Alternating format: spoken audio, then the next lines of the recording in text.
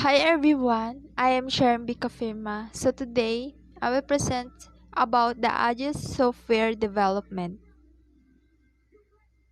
So the topic covers the Agile methods, plan drive and Agile development, extreme programming and Agile project management, and scaling Agile methods. So the rapid software development. Why?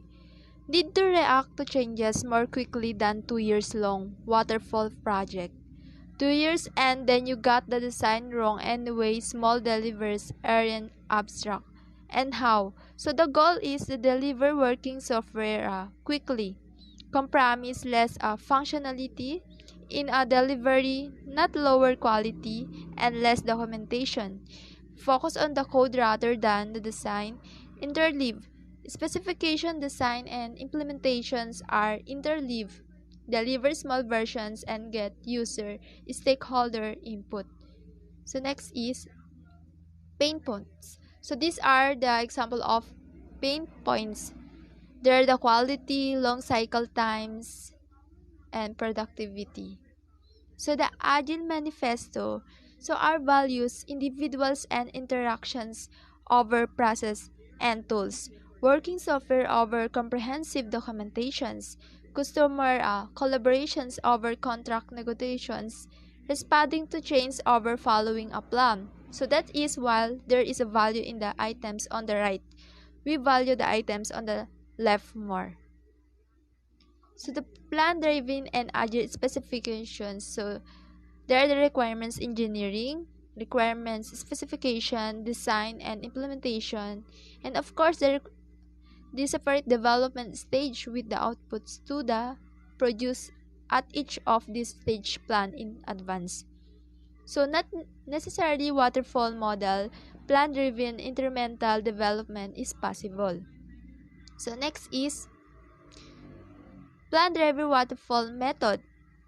So here there's a need, resources, and the product release, and in they require resources. So there are the requirement, design, implementation, verifications, and maintenance.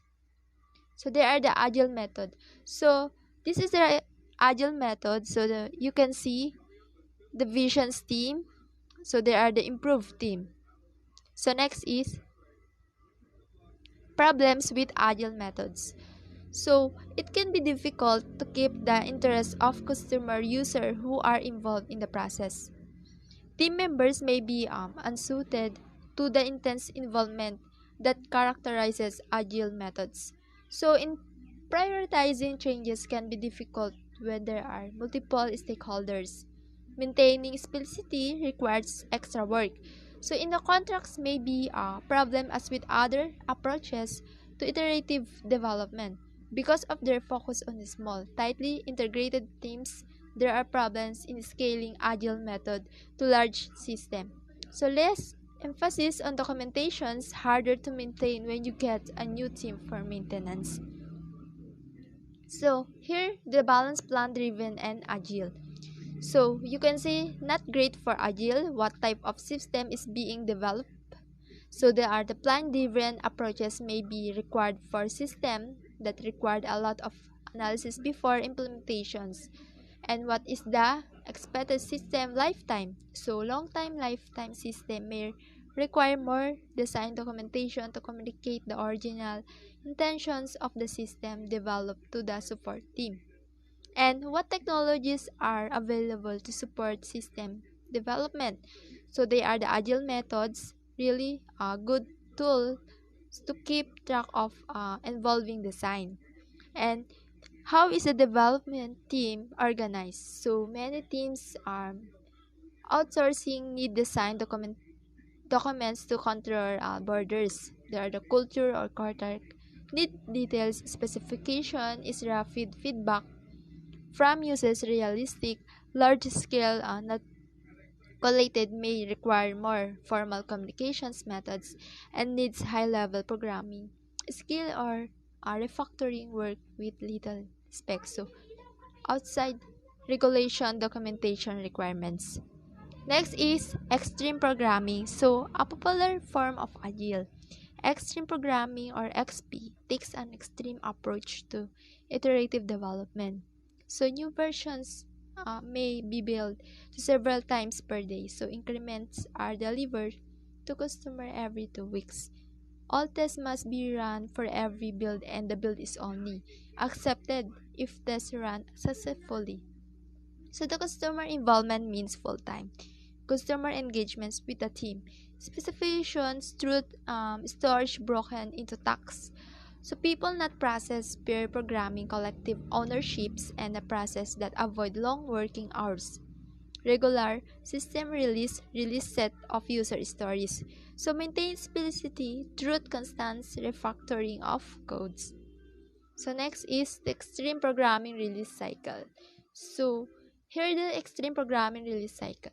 You can see the select user stores for the release, breakdown, stores to tasks, plan release, develop, integrate test software, release software, and evaluate system.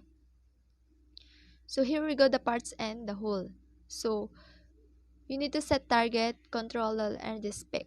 So the set targets, clean design and code and refactors, user stories, late elaboration, shared code ownership, and test-driven development. And the controller is iteration plan, daily stand-up, and the spec pair programming, customer reviews and feedback, and retrospectives and auto-tests. So next is the life of an iterations. So you can see the 1 to 4 weeks and the visions and team and the product improve team. Next is transparency. So here the transparency.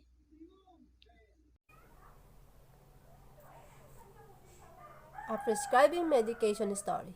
The record of patient must be open for input. Click on the medication field and select either current medication, new medication, or formulary. If you select current medication, you will be asked to check the dose. If you wish to change the dose, enter the new dose, then confirm the prescription. If you choose new medication, the system assumes that you know which medication you wish to prescribe. Type the first few letters of the drug name. You will then see a list of possible drugs starting with these letters. Choose the required medication. You will then be asked to check that the medication you have selected is correct. Enter the dose to confirm the prescription. If you choose formulary, you will be presented with a search box for the approved formulary. Search for the drug required, then select it. You will then be asked to check that the medication you have selected is correct. Enter the dose, then confirm the prescription.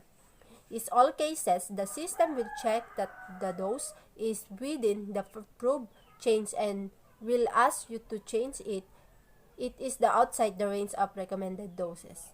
After you have confirmed the prescription, it will be displayed for checking. Either click OK or change. If you click OK, your prescription will be recorded on the audit database. If you click change, you re-enter the prescribing medication process. Examples of task card of prescribing medication. Task 1. Change dose of prescribed drug. Task 2. Formulary selection.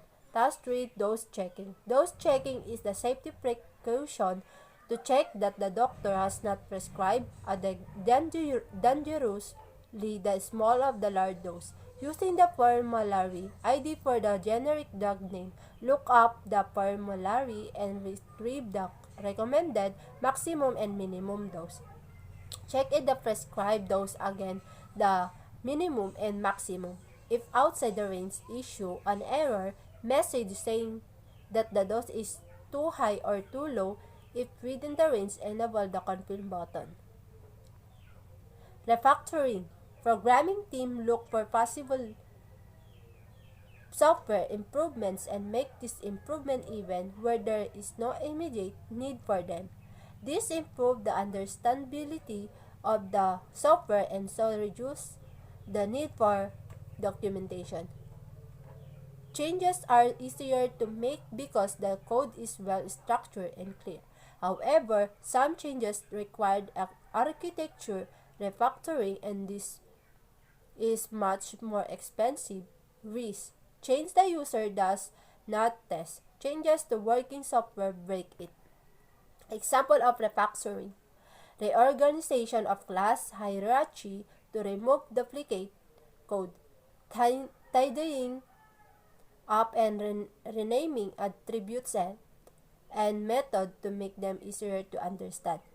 The replacement of inline code with calls to method that have been included in the program library. Test case description for those checking. Input. Number 1, a number is mg representing a single dose of the drug. Number 2, a number representing the number of single doses per day. Test. Test for input where the single dose is correct but the frequency is too high. Number 2, test for input where the single dose is too high and too low. Number 3, test for input where is the single dose frequency is too high and too low. Number 4, test for inputs where single dose frequency is the permitted change. Output, OK or error message indicating that the dose is outside the safe range. Test automation. Automate tests. Run upon check-in. Difficulties. Time constraint. Programmer preference. Do not test. Test coverage. Pair programming. In XP, programmers work in pair sitting together to develop code. Common ownership, knowledge spread, informal review, refactoring, similar output to two people coding. Scrum, project manager's job, deliver needed system on the within budget. The Scrum approach, manage the interaction. There are the 3 phases in Scrum. Number 1, outline planning phase, general feature and architecture. Number 2, sprint cycles, releasing increments of the system. Number 3, sprint cycle, releasing increments of the system. The project closure phase, final delivery, documentation, and review of lesson learned. The Scrum process, outline planning and architectural design. The sprint cycle is example, assess, select, develop, review, which become project closure. The sprint cycle, every 4 weeks, a fixed length. Project team with customer look at product backlog, select stories to implement. Implement with all customer communication through the Scrum Master, protecting PGMR at this point. Scrum Master has project manager role during sprint. Daily 15 minutes meeting stand off. Often, team present progress and impediments. Scrum Master tasked with removing impediments. Number 3, review system release with user. Scrum benefits. The product is broken down into a set of manageable and understandable chunks. Unstable requirements do not hold up progress. The whole team have visibility of everything and consequently team communication is improved. Customers see on the time delivery on increments and gains feedback on how the product works. Trust between customer and developers is established and a positive culture is created in which everyone expects the project to succeed. Summary: plant-driven. Example, waterfall versus incremental. Example, agile. Structure and benefits and downfalls. XP and implementation of agile, power to the programmer. User story requirements. Test-driven design with contextual test and integration. Pair programming. Refactoring and coverage. Scrum, project management of agile using in sprint. Iteration of full team contact. Scrum Master, protection of programmers, full team release review.